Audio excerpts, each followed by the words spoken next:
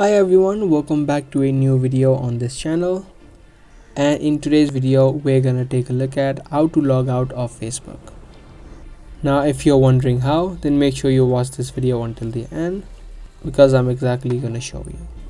Now all you do is first let's head over to the app of Facebook.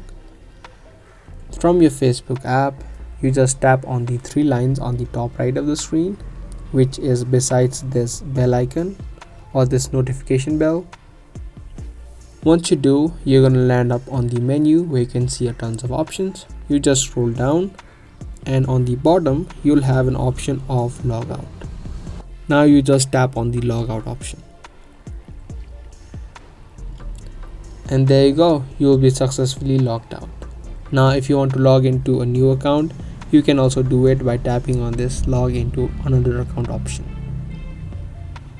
And here you just type in your email address and your password. So that's how easily you log out of your Facebook account. If this video was helpful to you, then make sure to let us know by giving this video a thumbs up. That's going to be all for today's video, and I'll see you in the next one.